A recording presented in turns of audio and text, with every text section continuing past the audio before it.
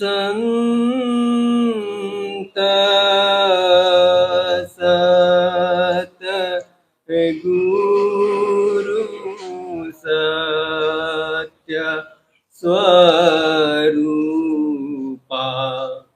नित्य निरामय निर्मला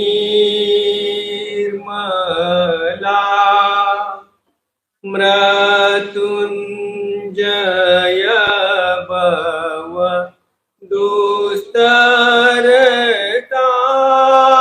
दुस्तरतारका चित्त चिन्मय तत्व प्रकाशका गति मति को गने स्थिति न बरनी मतियागम्य अंत न मूला संत सत गुरु सत्य स्वरूपा नित्य निरामय निर्मला जावत योगी कर संयोगी जगवासना त्यागी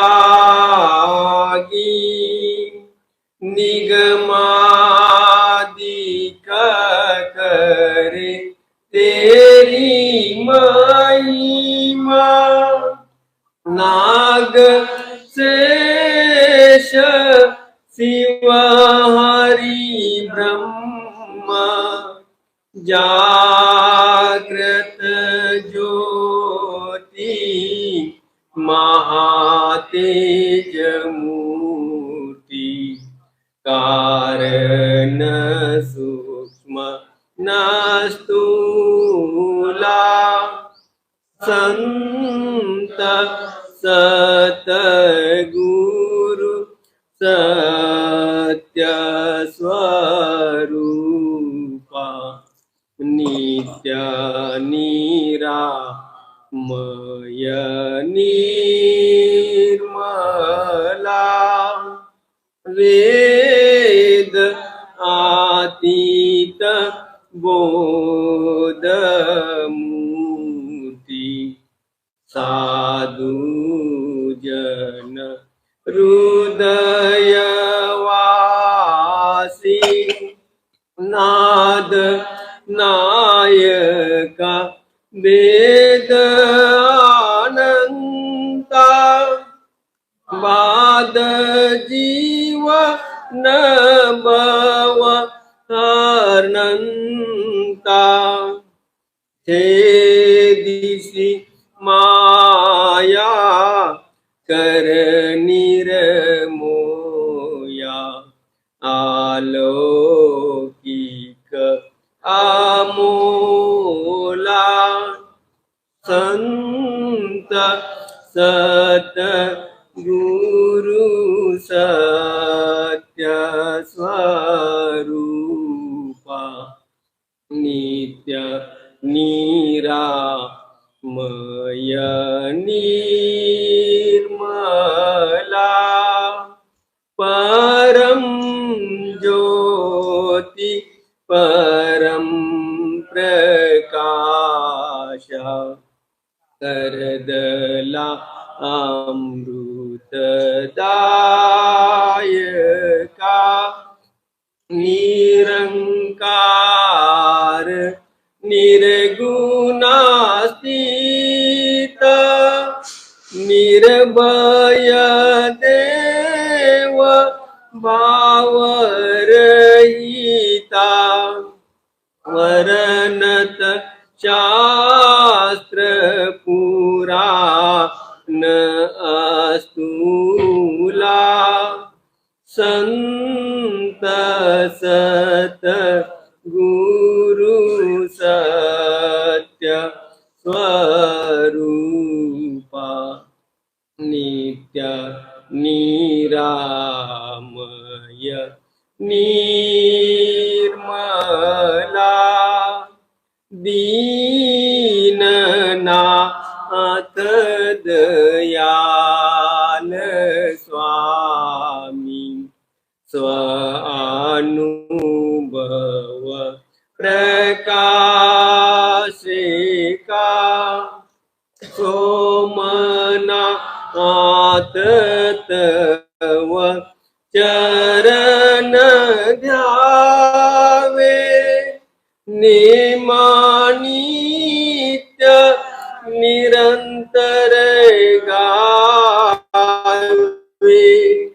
कामादिक भव हार जीव शूला संत सतगुरु सत्य स्वरूपा नित्य निरामय निर्मला। राधा बोल।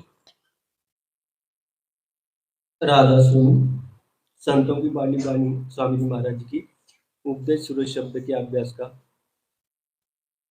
गुरु कहे खोल कर बाई लग शब्द अनहद जाई गुरु कहे खोल कर बाई लग शब्द अनहद जाई। ये परम संत सदगुरु स्वामी जी महाराज जी की वाणी है। वाणी लेने के पहले हम अपने सदगुरु सोम अजायब के चरणों में नमस्कार करते हैं, जिन्होंने दया करके इस गरीब आत्मा को अपने सेवा के लायक बनाया। हम ऐसे महापुरुषों के उपकार को जिंदगी में कभी भूल नहीं सकते।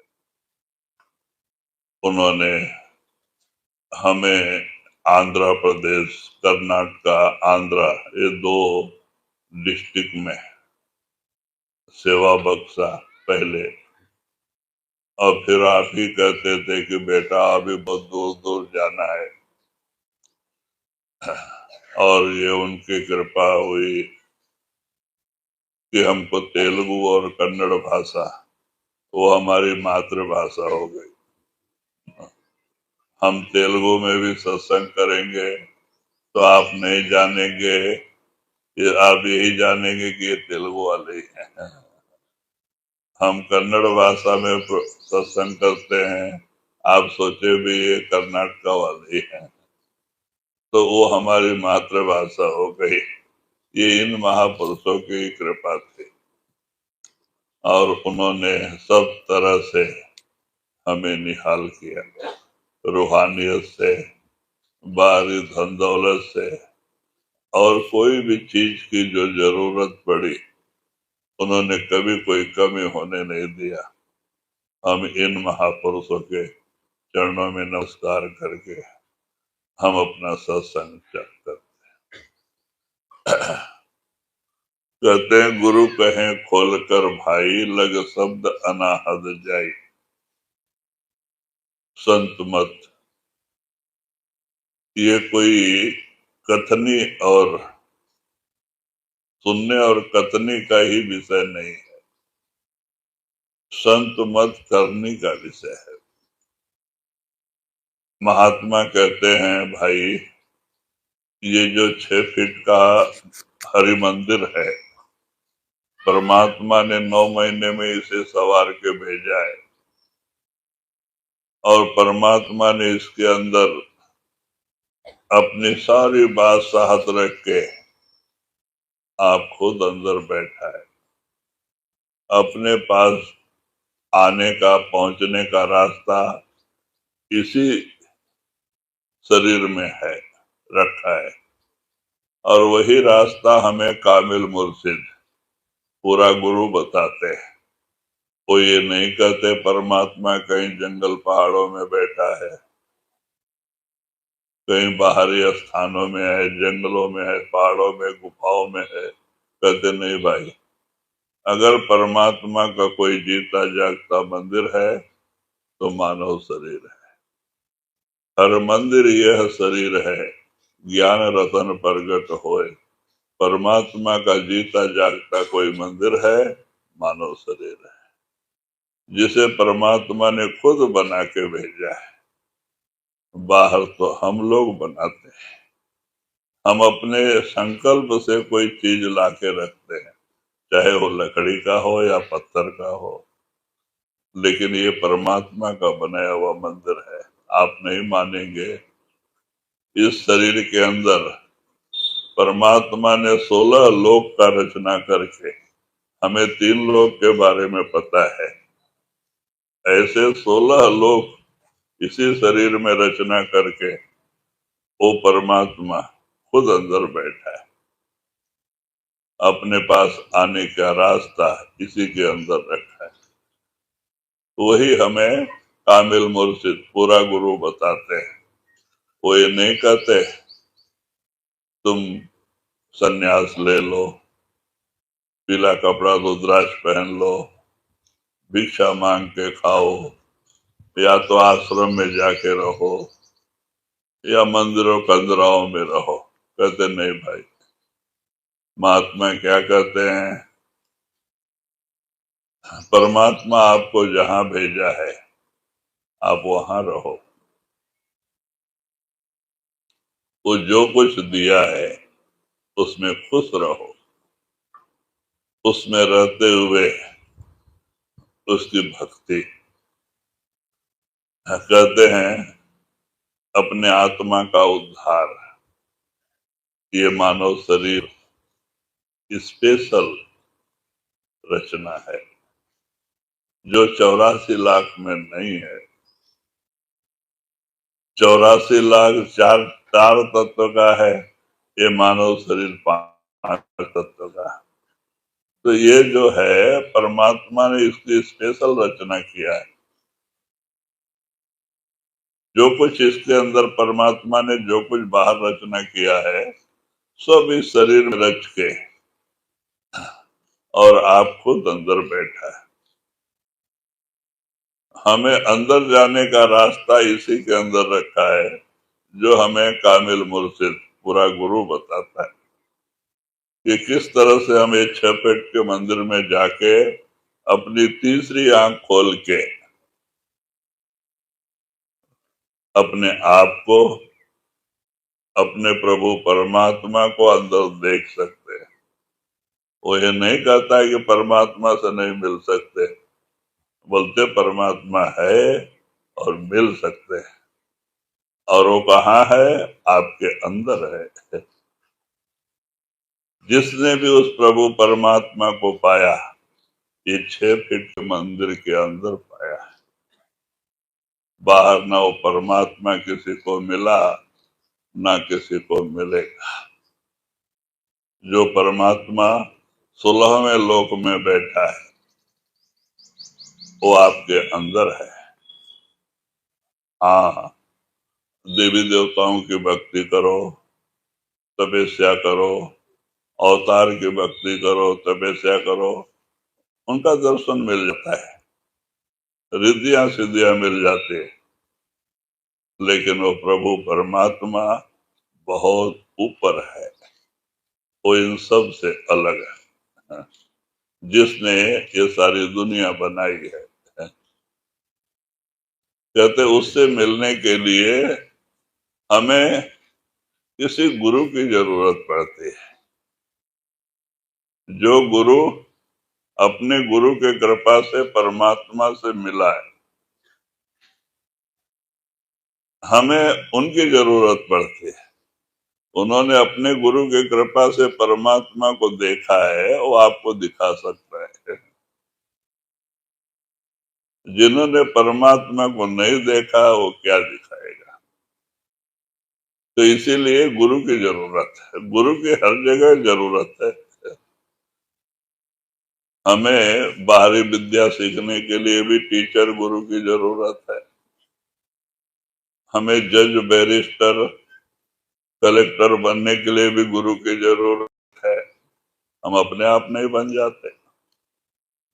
हम चाहे सारा किताब लाके घर में पढ़ के हम सोचे हम कलेक्टर बन जाएंगे तो बन जाएंगे। भाई टीचर की, गुरु की जरूरत है। गुरु के बगैर आपको विद्या का भी ज्ञान नहीं होता, तो वो रूहानियत जो परमात्मा ने आपके अंदर रखा है उसका ज्ञान कैसे हो सकता है। तो इसीलिए गुरु की जरूरत होती है। तो वही कहते हैं, गुरु कहें खोल कर भाई, लग शब्द अनाहद जाई। आपके अंदर वो शब्द 10वें दरवाजे में धुनकार दे रहा है, आवाज दे रहा है, दोनों आंखों के बीच में। कहते उसको प्रकट कर लो, वो जहां से आया वहां लेके जाएगा। आप जब गुरु के बताए हुए रास्ते में 2.5-3 घंटे भजन करोगे रोज सवेरे, अपने मन को ये 9 दरवाजे से 10वें में लेके आओगे। आप दोनों अपने आत्मा को समेट के जो शरीर में बिखरा हुआ है उसको ऊपर लेके आना। और जब आपकी तीसरी आंख खुलेगी आप अपने आप को देख सकते हो। आपको अपना स्वरूप दिखाई देगा। आत्मा यहाँ बैठा हुआ है, आत्मा भी यही है, मन भी वही है। जैसे हमारी तीसरी आंख खुलती है तो आत्मा नजर आती है। पहले हमें आत्मा ही नजर आती है। जब हम अपने आप को देख लेते हैं हमें भरोसा हो जाता है और आगे ऊपर जाते हैं। जब हमारी रूह ऊपर चढ़ाई करती है तो जो बाहर आकाश है हमारे अंदर है चिदाकाश, तो हमारी रूह आकाशवत होती है। सूर्यमंडल, चंद्रमंडल, नक्षत्र मंडल पार करके आगे गुरु का दर्शन होता है। जो भाई गुरु आपको यहाँ नाम दिया है ना, वो अंदर दर्शन देता है। जो गुरु आपके अंदर ही नहीं आएगा, आपको अंदर दर्शन नहीं देगा, वो आपको क्या उद्धार करेगा। तो कहते हैं कि पहले जब हमारी रूह आकाशवत होती है तो गुरु ही प्रकट होता है। और गुरु वहां से हमें हमेशा साथ रहता है। हर मंडल में गुरु हमारे साथ रहता है, परमात्मा के धाम ले जाने तक ये गुरु की ड्यूटी है। आपको अकेला नहीं छोड़ता। अंदर अंदर बहुत धोखे हैं, तो बाहर भी गुरु की जरूरत है, अंदर में भी गुरु की जरूरत है। तो गुरु ही हमें मंडल बाय मंडल, सतलोक सचखंड तक हमारा साथ देता है। हमें परमात्मा के पास मिलाने तक गुरु लेके जाता है। ये उसकी ड्यूटी है, वो हमें अकेला नहीं छोड़ता। तो इसीलिए गुरु की जरूरत है, यहाँ भी अंदर में भी। तो वही महात्मा कहते हैं कि इस तरह से पहले अपने अंदर आप आओ। क्यों? बाहरी भक्ति करने से तो बच्चों का खेल है। बाहरी आप कितना भी पूजा पाठ तीर्थ व्रत कर लो, लेकिन आपकी तीसरी आंख नहीं खुलेगी, आपके पाप नहीं कटेंगे, क्योंकि पापों की मैल मन पे चढ़ी है अंदर। हम बाहरी तीर्थों में जाके शरीर का स्नान कर लेते हैं, जरूर शरीर का मल उतर जाएगा, लेकिन जो कर्मों की मैल मन पे चढ़ी है वो नहीं उतरेगी। उसको धोने के लिए साधु संतों के वाक्य, निर्मल वाक्य, सत्संग, सत्संग अगर आप प्रेम से सुनो, संतों के वाक्य निर्मल होते हैं, सत्य होते हैं। कहते संत वचन पलटे नहीं, पलट जाए ब्रह्मांड। उनके जो वाक्य हैं वो कभी गलत नहीं हो सकते। ब्रह्मांड उल्टा पलटी हो जाएगा, लेकिन संतों का वाक्य कभी गलत नहीं हो सकता।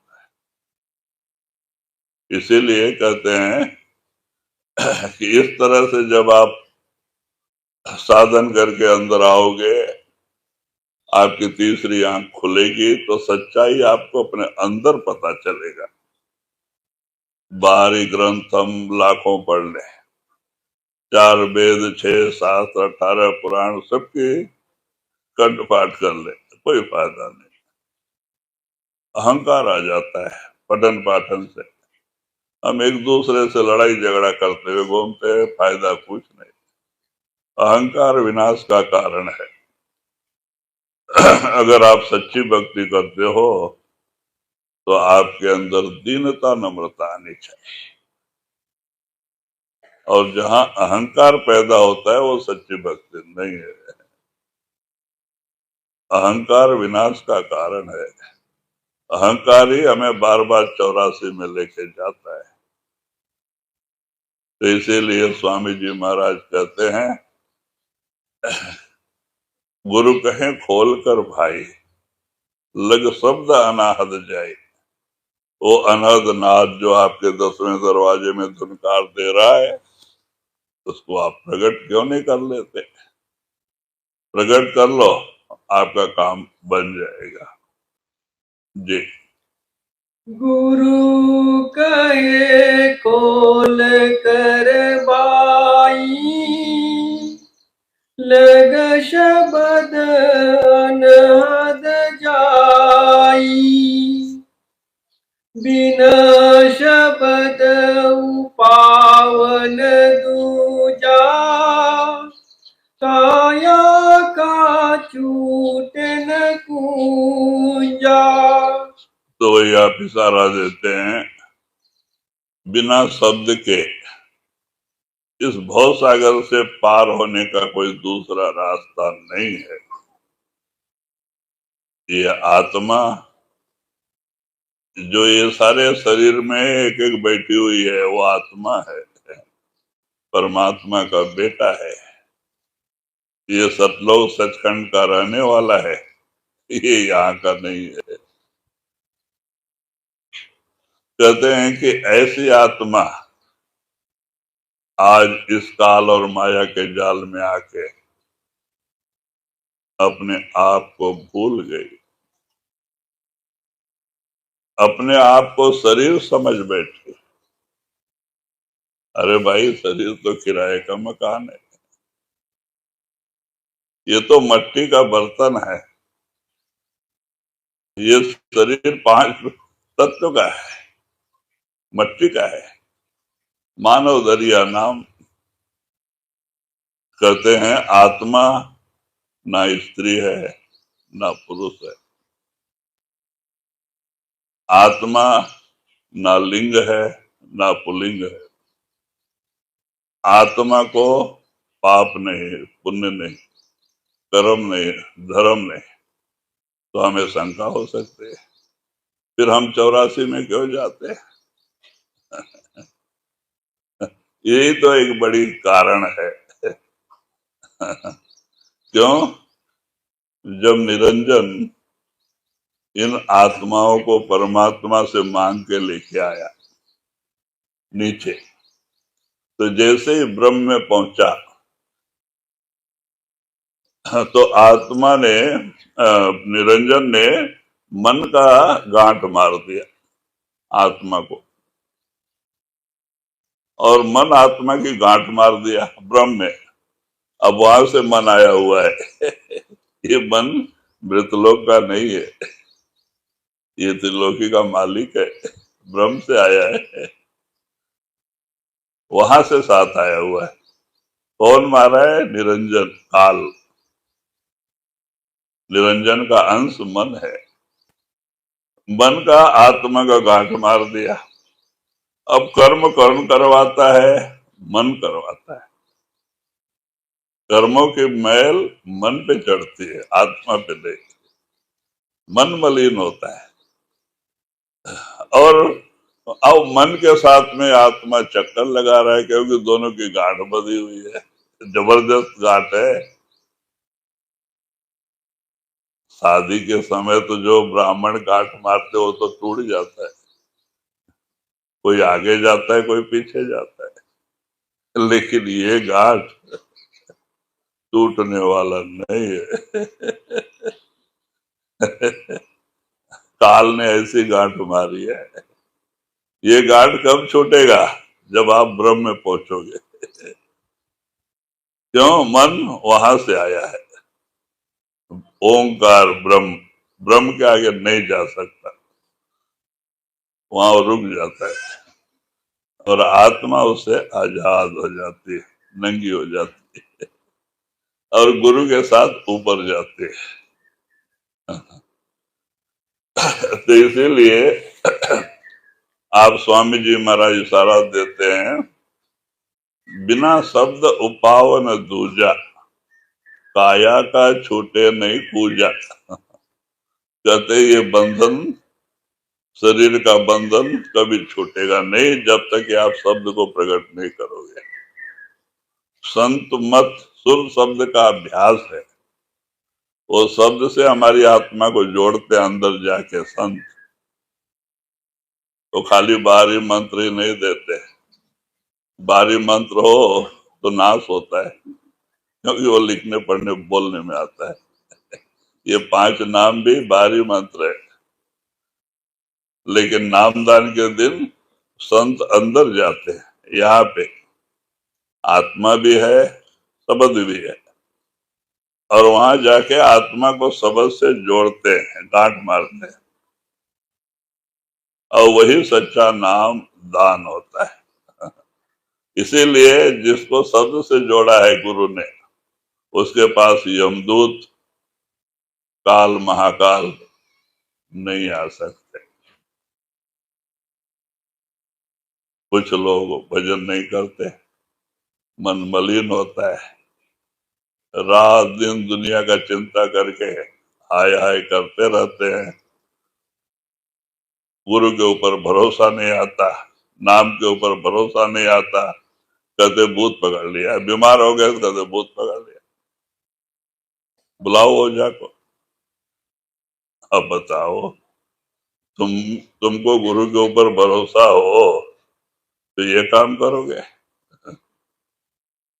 भाई जहां नाम है वहां तो काल ही नहीं आता है, यमदूत नहीं आते हैं, तो भूत प्रेत क्यों आएंगे?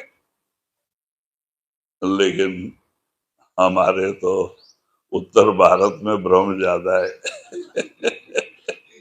यहाँ तो कोई बीमार हो गया 4 दिन, भूत पकड़ लिया, ले चलो ओझा के पास। हाँ, वो चप्पल ही मारेगा ना बस ठीक हो गए, भरोसा आ जाता है 2 चप्पल खाए तो क्या यही रे तुमने गुरु इसीलिए किया जब गुरु कहते हैं, और जो गुरु ने नाम दिया उसके सामने काल महाकाल ही नहीं टिकता है, वही नहीं आता है। इसीलिए गुरु को आना पड़ता है लास्ट टाइम में। एक शिष्य शरीर छोड़ने के समय गुरु आता है। अगर सदगुरु के पास जाके तुम्हें यमदूत ही आना होता तो गुरु के पास जाने की जरूरत क्या है। ऐसे गुरु को दूर से नमस्कार करो जो अपने सिख की रक्षा नहीं कर सकता। कहते नहीं भाई, गुरु कोई इंसान नहीं, वो इंसान के चोले में कुछ और होता है। लेकिन आपको पहचानने वाली आंख नहीं है, हम अंधे हैं।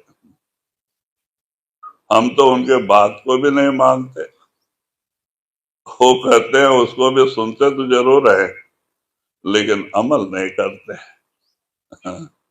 तो भाई कैसे कामयाबी मिले? 2.5-3 घंटे की बैठक बनाओ, बैठो। हमें तो दुनियावी कारोबार में रात दिन टाइम मिलता है, अपने आत्मा के उद्धार के लिए, भजन बंदगी के लिए टाइम ही नहीं। क्यों? आजकल इतना बिजी हो जाते हैं। हमारे बाबा जी कहते थे अगर वो परमात्मा कहीं 24 घंटे के बजाय 48 घंटे का दिन रात कर रहे तो भी टाइम मिलेगा या नहीं मिलेगा? क्यों? जितना हमारा टाइम, हमारा दिन रात बड़ा होगा हम उतना काम भी बढ़ा लेंगे।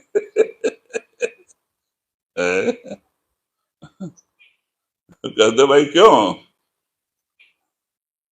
हमें इस मानव शरीर की कदर नहीं है,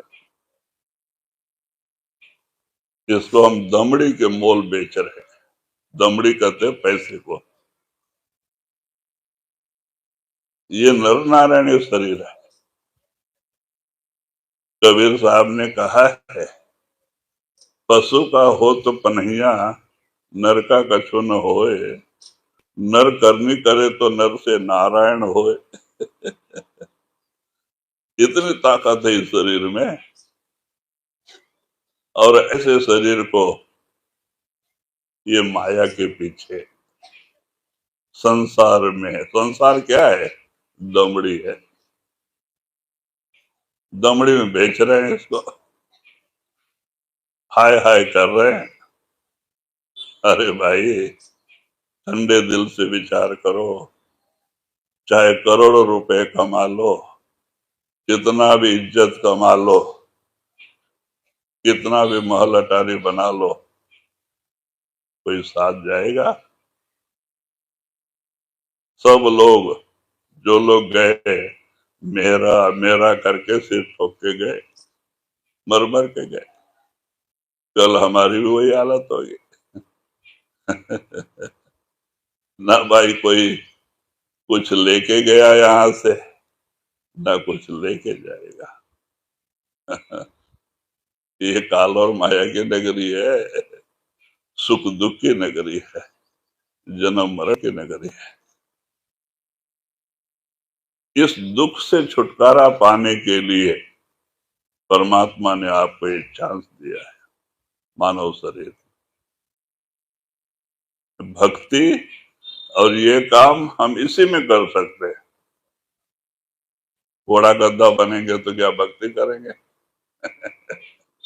हाँ? भेड़ बकरी बनेंगे तो क्या भक्ति करेंगे? कुत्ता बिल्ला? इसके लिए मानव शरीर, इस भव सागर से पार होने के लिए। अगर वो काम हमने नहीं किया, बाकी सब काम करके कोई फायदा नहीं। जिस दुनिया को हम अपना बनाए बैठे, धोखा है। ये दुनिया ना आज तक किसी की बनी है, ना आगे बनेगी।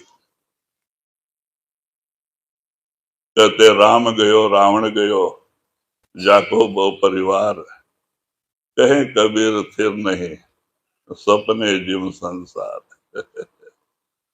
हम आप कौन है?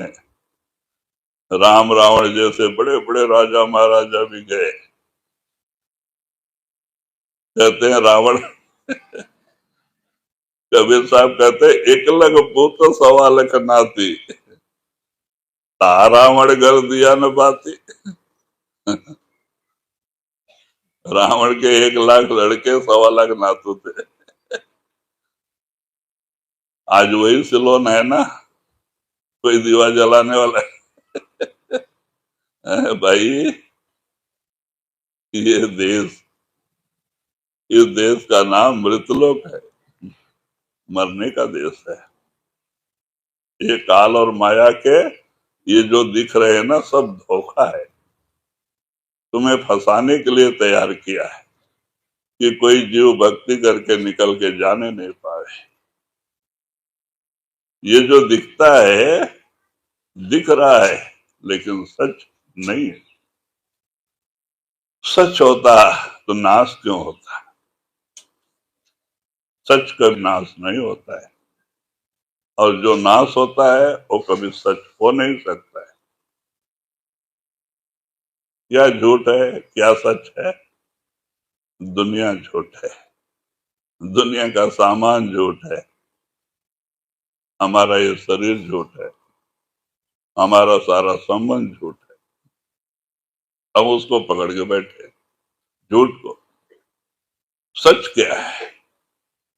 परमात्मा सच, जिसका कभी नाश नहीं होता है, वो सच है। परमात्मा सच, गुरु सच, नाम सच, आत्मा सच। आत्मा कभी कभी नाश नहीं होता है। ये तो शरीर का नाश होता है, आत्मा का नहीं। आत्मा ने इस शरीर को छोड़ा, दूसरे में चली गई, कपड़ा बदल लिया। नाश तो शरीर का होता है। इसीलिए महात्मा कहते भाई, ये जो मानव शरीर परमात्मा ने दिया है आपको इस दुख से छुटकारा पाने के लिए, कि फिर इस जन्म मरण से मुक्ति पाले, फिर इसमें नहीं आवे। लेकिन हम उसके बारे में नहीं सोचते। हम तो कहते भाई कुछ भी करो, कपट करो, झूठ बोलो, किसी को टोपी डालो, गला काटो, पैसा कमाओ। झूठ, छल, कपट, दुनिया को धोखा देना, माया के लिए, जो माया साथ नहीं देती। कर्म का गट्ठर पहाड़ उठा के लेके जाते हैं सिर्फ। नाम आलम कितने जन्म, उसका हिसाब देना पड़ता है। स्वामी जी महाराज ने कहा है, कर्म जो जो करेगा तो उसे फिर भोग ना भरना, उसका हिसाब तुम्हें देना है।